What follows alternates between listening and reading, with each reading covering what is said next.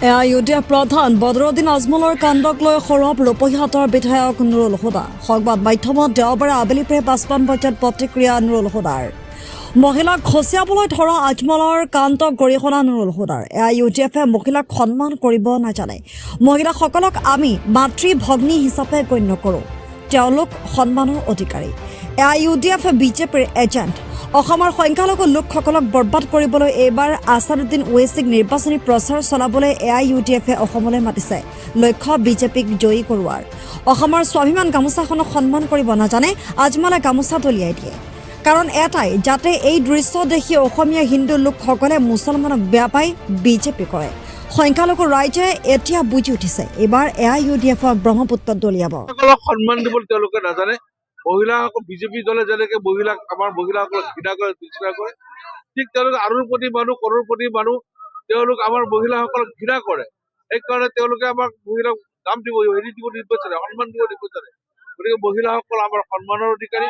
আমি আমাৰ মাতৃ হয়, আমাৰ ভগ্নী হয়। গতিকে তেওঁলোক আমি সন্মান দিব লাগিব। আৰু মই ধিক্কাৰ দিছো আজমল চাহাবক।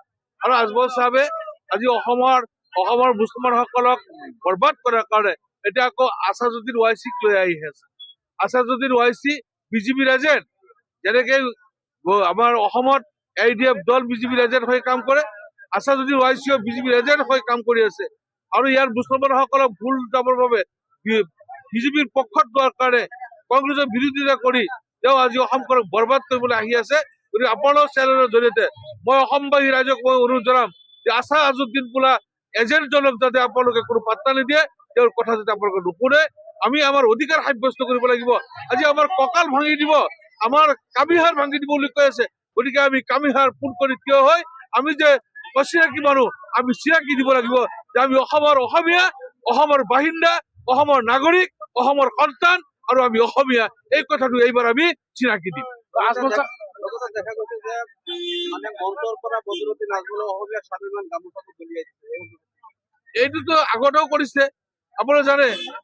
আমি আজি গামোচাটো পিন্ধিছো, আমি অসমৰ যি অস্তিত্ব, অসমৰ যি পৰম্পৰা, আজি এই গামোচাখন আমাৰ পৰম্পৰা।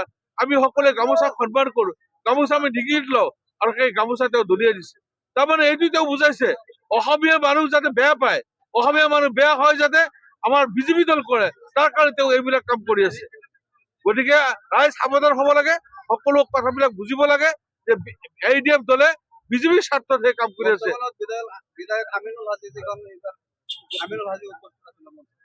গামোচা দলিওৱা আমিনুল হাজি কওক, বদৰুদ্দিন আজমল চাহাবে কওক, বা অন্য কাৰোবাৰ কথাই কওক, ইউডিএফ দল সকলো সময়তে কেনেকে আমাৰ অসমৰ মূল সুঁতিৰ মানুহবিলাকে আমাৰ মুছলমানক বেয়া পায়, সেই কামটোহে তেওঁলোকে কৰে। গতিকে তেওঁ এইটো কৰি গামোচাক অপমান কৰি তেওঁলোকে দেখাই দিলে যে আমি গামোচাক ভাল নাপাওঁ। তাৰমানে আমাৰ মূল সুঁতিৰ মানুহখিনি, অসমীয়া মানুহখিনি, আমাৰ হিন্দু অসমীয়া মানুহখিনি যাতে আমাৰ মুছলমানক বেয়া পায়, তাৰ কাৰণে এইটো কৰিছিলে। গতিকে যোৱা নিৰ্বাচনতো তেওঁলোকে কৈছিলে যে এইবাৰ টুপি দাড়ি লংগি চৰকাৰ হ'ব। তাৰমানে বিজেপিৰ চৌধুৰীৰ মতে তেওঁলোকে কাম কৰে। বিজেপি যেনেকে ভাল হ'ব, বিজেপি যেনেকে লাভ হ'ব, তেনেকে তেওঁলোকে কথাবিলাক কয়। গতিকে অসমৰ ৰাইজে বুজি পাইছে, আৰু ইউডিএফ দলক এটা ডাঙৰ শূন্য দি ব্ৰহ্মপুত্ৰলৈ পঠিয়াব এইবাৰ।